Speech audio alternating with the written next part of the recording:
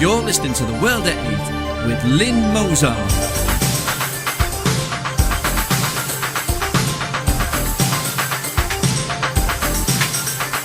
The World at 8, the number one in nationalist news.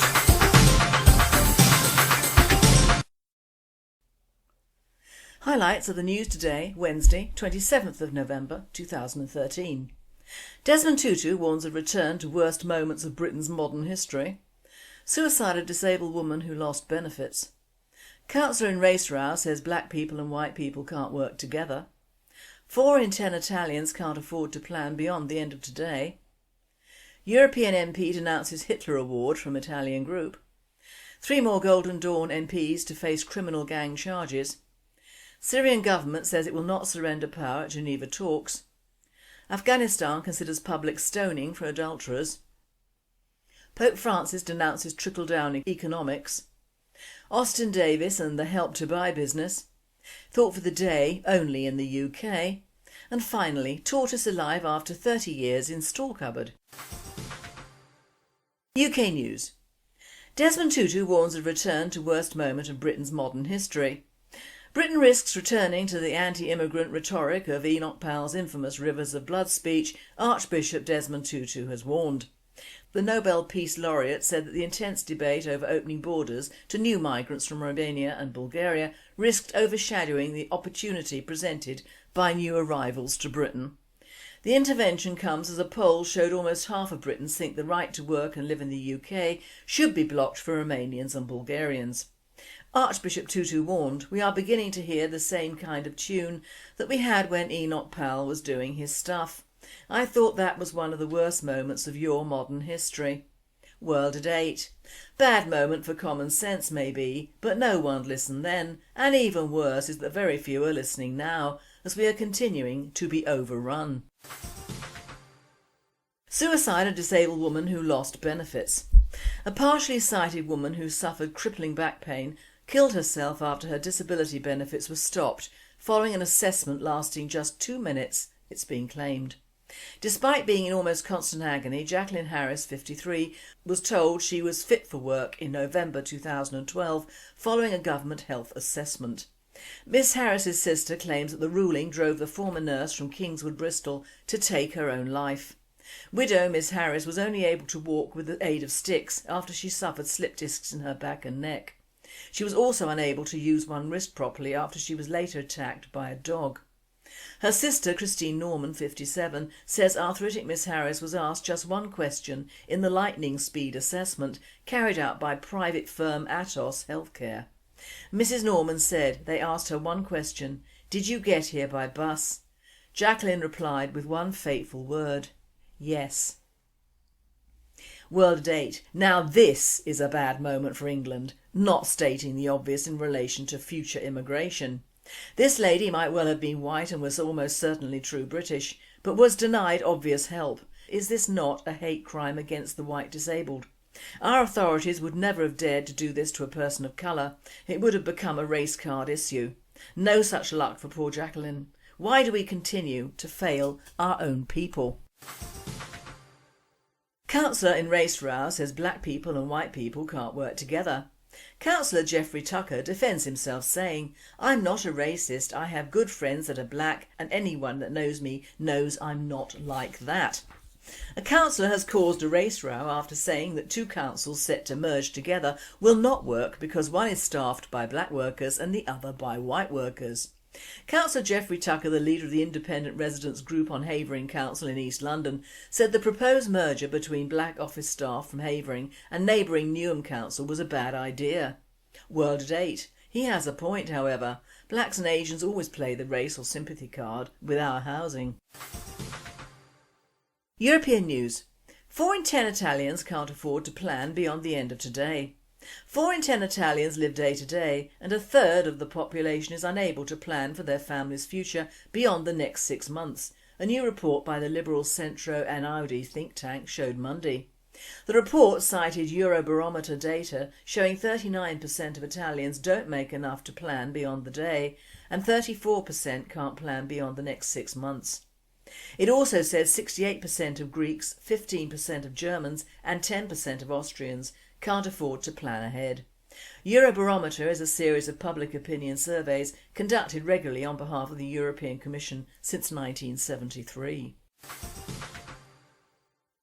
European MP denounces Hitler award from Italian group. Animal breeders mock activists with annual Nazi presentation. The decision by Italian animal breeders to present a Hitler award to activists it says trample human rights to protect animals was denounced Monday by a member of the European Parliament. Tiziano Motti urged a European Commission Speaker Martin Schulz to investigate the dubious award presented by Italian Federfauna, denouncing it as a serious matter. Federfauna, which represents people who work with animals such as breeders and farmers, has been accredited as a legitimate organisation and therefore should represent democratic European values, says Motti. The second edition of the prize was awarded by Federfauna on Sunday to the former Tourism Minister Michaela Victoria Brambilla for her work as an animal welfare activist. She is founder and president of the Italian League for the Defence of Animals and the Environment. Federfauna has defended its Hitler Award, saying it was given in the name of a personality who has distinguished himself as an animal rights advocate. Adolf Hitler was said to be an avid animal rights supporter, limiting hunting and regulating the transportation of livestock, and known for his personal affection for animals. Jewish groups have denounced the Federfauna Award as making light of Hitler's crimes against humanity, including the murder of 6 million Jews in the Holocaust. World at 8. Oh, this again. We have all had the sodding Holocaust up to the ears, and this has nothing to do with that. Of course kosher killers are going to take up the cudgels on practically anything to do with Hitler, but he did care for animals, so why not attribute at least one good character trait to the man? And it wasn't only Jews who comprised the 6 million, many Christians did as well. Keep the award and get on with it. Spielberg can always make money out of making a film of it, can't he? And that should help. 3 more Golden Dawn MPs to face criminal gang charges. 3 more Golden Dawn MPs are due to face magistrates today on charges of being part of a criminal organisation. The Golden Dawn MPs are expected to ask for time to study the case file before testifying. The judges are also planning to bring charges against 3 party members in connection with a violent assault on members of the Communist Party in Parama. World at 8. Of course they are. No one will bring up the attack on Golden Dawn members in Parama by the left, are they? Or the assassination of 3 other members of this ex-bona fide political party that was proving too popular to the people of Greece. World news. Syrian government says it will not surrender power at Geneva talks. Syrian authorities will attend talks in January aimed at resolving the civil war, but will not succumb to Western demands for President Bashar al-Assad to step aside, a foreign ministry source said on Wednesday. It was the first formal response from Damascus to this week's announcement of a January the 22nd peace conference in Geneva, convened by the United Nations, Russia and the United States. The Geneva II conference will have the stated goal of agreeing a transitional government to end the 2.5-year-old conflict that has killed well over 100,000 people and displaced millions. Responding to insistence by some Western and Arab states that Assad has lost legitimacy to rule, the source said, "The age of colonialism with the installation and toppling of governments is over. They must wake from their dreams. If they insist on these delusions, there is no need for them to attend Geneva II," said the source in a statement carried by the official Sun, a news agency. The official Syrian delegation is not going to Geneva to surrender power. The government delegation would convey the wishes of the Syrian people, foremost among them the elimination of terrorism, a reference to the battle against rebels fighting to overthrow Assad. World at 8. Quite right too. Afghanistan considers public stoning for adulterers. Afghanistan is considering bringing back stoning for adultery, Human Rights Watch and the Justice Ministry said today, possibly restoring a punishment enforced during the Taliban's brutal regime. The penalty for married adulterers, along with flogging for unmarried offenders, appears in a draft revision of the country's penal code being considered by the Ministry of Justice. Ashraf Azimi, the head of the ministry's criminal law department, confirmed to AFP that stoning to death is included in the draft. The draft provisions state that the implementation of stoning shall take place in public in a predetermined location. World at 8. Islam in all its glory. Pope Francis denounces trickle-down economics. Pope Francis has released a sharply worded take on capitalism and the world's treatment of its poor, criticising trickle-down economic policies in no uncertain terms.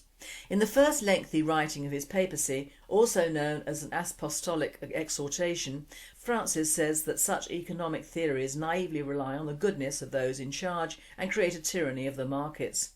In this context, some people continue to defend trickle-down theories which assume that economic growth, encouraged by a free market, will inevitably succeed in bringing about greater justice and inclusiveness in the world. The Pope wrote, "This opinion, which has never been confirmed by the facts, expresses a crude and naive trust in the goodness of those wielding economic power and in the sacralised workings of the prevailing economic system. Meanwhile, the excluded are still waiting." I now hand you over to Austen Davis and his report on Help to Buy. I have learned over a good many years to understand that if intelligent, articulate and influential people do something that appears on the face of it foolish, ill-advised or naive, that is generally, to use a quaint phrase commonly associated with rough northern folk, a rabbit off somewhere, and, shocked as I am to be at one accord with the independent newspaper for the first time in living memory, the government's so-called Help to Buy scheme is, on the face of it, foolish, ill-advised and naive. One other thing I've learnt along the way is that coincidences rarely stand up to scrutiny, and that for coincidence one should generally substitute the word consequence. Like my wife filling the tank of her petrol-engine motor car with diesel fuel, and coincidentally grinding to a spluttering halt a few miles down the road, that sort of thing. The Help to Buy scheme was launched early in October, 3 months ahead of schedule, and, coincidentally, housing prices in London leapt by a massive 10% in just 1 month. The scheme is simple enough. You find 5% of the cost of your new build home as a deposit and arrange for a mortgage for 75% of the cost. The government lends you the balance of 20%, and although interest must be paid along the way, you'll not have to repay that 20% until you either sell your home or finish paying for it, whichever is sooner. So given that 20% of the cost of the property is effectively being deferred to the point where you're taking it out of the equation altogether, property just got cheaper, didn't it? No, it didn't. It just got dearer. And we, all of us, have just been had again. But I took Danny Alexander's advice to get out more, and I looked beyond Kensington and Chelsea, and I found that properties in ordinary districts of the capital, the Ilfords, the Whetstones, the Isleworths and the Wilmsdens, had all experienced the biggest price hike seen in years, and property values in the country as a whole rose by 5% in just 1 month. Now, I've put the word values into inverted commas, and I'll come back to the word later. But let's look at the coincidence surrounding that price increase, and let's see it for what it is.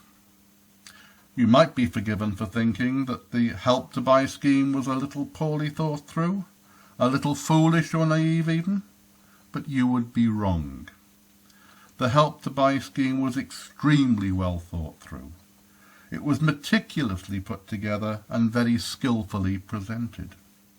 And it's time to play Spot the Rabbit, because that scheme was designed to inflate the cost of property. And high property values, inverted commas again, are very important to certain people, who are in turn very important to those nice old Etonian gentlemen, Mr. Cameron and Mr. Osborne. Those certain people being the property developers that build the houses and the dear old banksters who lend us the money to buy them. When house prices go up, the property developers make more money. Lots more money. If the average cost of a new house is £245,000, which it currently is, and it goes up by 10%, that's the developer trousering an extra £25,000 per house. Given the modest development of, say, 50 homes, that's a cool £1.25 million extra pounds right down there on the bottom line. No additional costs, no additional overheads, net additional cash. And that's for just 50 houses. An article in the Yorkshire Post of 12th November details a plan to build 14,500 new homes in Rotherham over the next few years. That's over 360 million extra pounds out of the pockets of one town, or the equivalent of £1,400 from every man, woman and child who lives in Rotherham. And the banksters, of course, get to lend you all of that £360 million, which over 30 years at say 5%, that's an extra £270 million in charges. Happy bankster, happy developer. Happy developers donate something over £1 million to the Conservative Party every year, whilst in 2010 alone, donations from the city banksters amounted to £11.4 million, which equals happy old Etonians, what? But let's just have a look at property values, and without the inverted commas this time. Property values can only be viewed accurately when compared with income, and 30 years ago in 1983, the average house cost a little more than 3 times the average annual salary. By the end of the insane 80s, the value of that average house had risen to just under 5 times average salary, but dropped to under 3 in the slump of 1996, and that would not do at all. So between 1996 and 2007, average price houses were pushed up to over 6 times average earnings under a Labour and purportedly socialist government. And were you to examine the donations to the Labour Party during those halcyon days, you would see huge contributions from, yes, our old friends, the property developers, bless them. Political principle is something that happens to other people, apparently. And thanks to Cameron and Osborne, in 2013, with the real value of wages dropping steadily, and even our rigged unemployment statistics showing 2.5 million people out of work, that factor of 6 is in sight once again. It's good to see they all have our interests at heart. Sorry. That should read, they all have theirs and their friends' interests at heart. Not ours at all. Not remotely. Somehow or other, those foolish, ill-advised and naïve folk have managed to make us spend twice as much of our income on putting a roof over our heads than did our parents.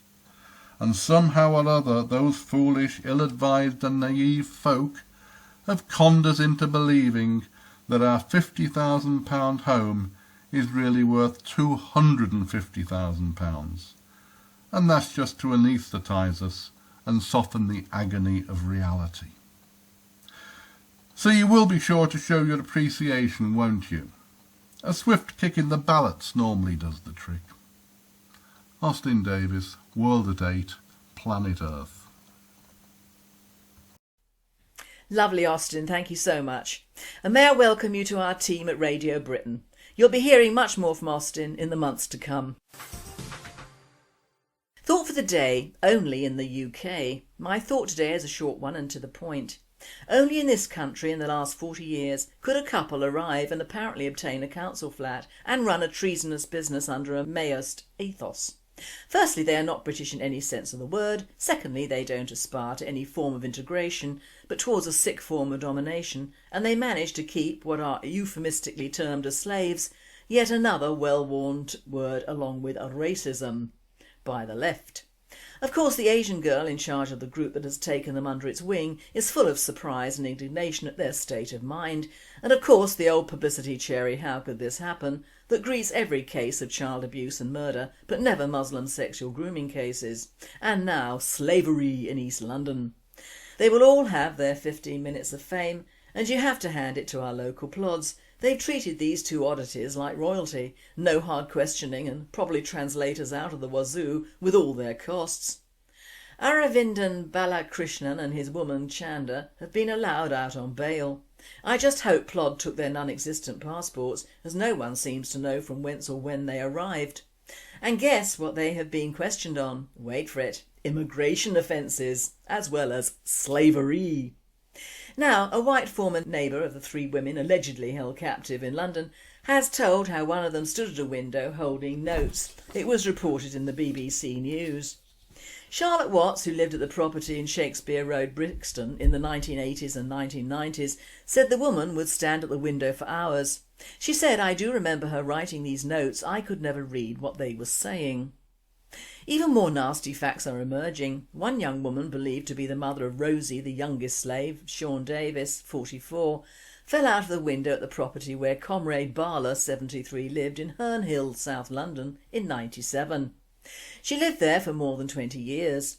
Last night detectives were examining inquest reports into her death in October of that year. In 1978 she was one of the 6 militant young women arrested when police raided their headquarters in a bookshop in Brixton. A local newspaper report of the case reveals the group's extremist views as the women chanted slogans calling for the downfall of fascist Britain throughout their trial. Now, on a personal note, of course, I'm not worried about the slavery connotation, but the facts that do worry me are: how many more of these idiots have we let in this country over the last 3 decades? Why weren't they deported in 1978 when first arrested? The great British habit of ignoring anyone living nearby has not paid off insofar that millions of immigrants who should not be here are still living under our noses, courtesy of the GBP and local plods. They are still eating, conducting businesses and adverse political groups, breeding, keeping slavery going, and probably getting benefits and not paying any taxes at all. And it's partially our own fault. The fact that this can go on is indicative of 2 things, one good and one bad. The good thing is that in this country of ours, although dwindling fast, there is a form of freedom of living. You can obviously be anything less than English or British born and live out a life of privacy. The bad thing is that it is mainly those people who should not be here in the first place doing just that, with the blessing of the government authorities and their neighbours. Now, in case I hear witterings of living in the Third Reich with informers on all sides, just stop. There is a vast difference between living in a police or army state, having every move you make noticed, to coming illegally to a country, deliberately setting up a political party or terrorist group, running a business, getting benefits and not contributing in any way to that host country, isn't there? What has been stated is that Mr. Balakrishnan from Singapore and his Tanzanian Marxist wife were arrested on suspicion of assault, false imprisonment and immigration offences, are on bail till January. So we have a Straits Indian from Malaya and a Kenyan Asian, another Malayan and God knows what else in this flat.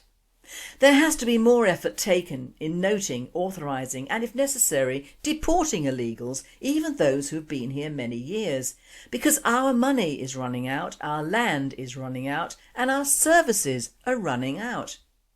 Thanks to years of continuous unchecked immigration into this country, we do not have enough of anything spare to allow even older illegal immigrants any leeway at all. After all, isn't the media always blaming our elderly for the A&E queues? Or does this exclude all older ethnics, migrants and illegals? Slavery is the least of our problems in this country, although just before Christmas and in the hands of the lovies, no doubt it will loom large. Has it ever occurred to anyone that these women had a change of heart and yet wouldn't walk away? They often left their properties. How this man got a house or flat in London I'll never know. Regularly unmonitored and were not chained up like the poor Mexican girls whose captor apparently committed suicide in prison. No, not here. Our captors are out on bail until January, typically British. And no doubt these stupid women will get large cash sums of money out of the bleeding hearts in the UK. Slavery is alive and well and being kept so by our benefit system and the lack of caring, because to care or inquire is to be racist, and we cannot be that, can we?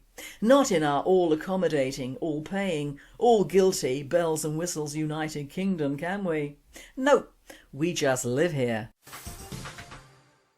And finally, pet tortoise found alive and well after 30 years in storeroom.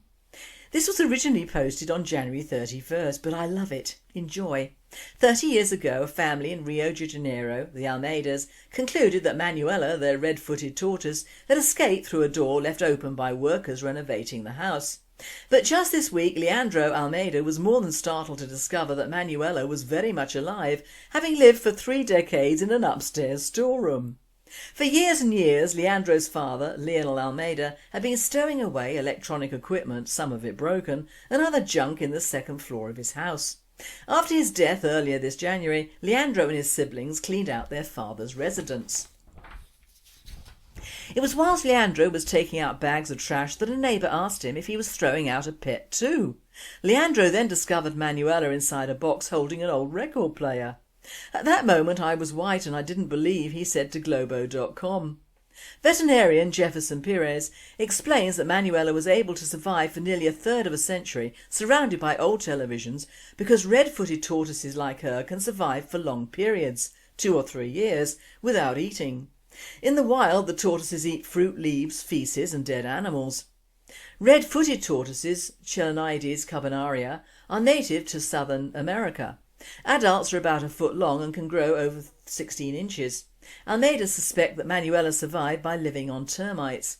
It goes without saying it is remarkable that Manuela survived for all those years, given that red-footed tortoises should ideally have water at all times and at least every other day to drink and soak themselves in.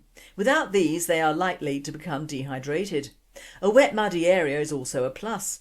In addition, the tortoises also need UVB light to bask in for vitamin D3 synthesis. Manuela has now resumed the routines she enjoyed prior to her 30-year stay in the storeroom, which the Almeidas suspect someone may have placed her into. The tortoise is back to walking around the garden, eating leaves and getting to know a new generation of Almeidas. You've been listening to The World at 8. I am Lynn Mozar and I wish you all a very good night.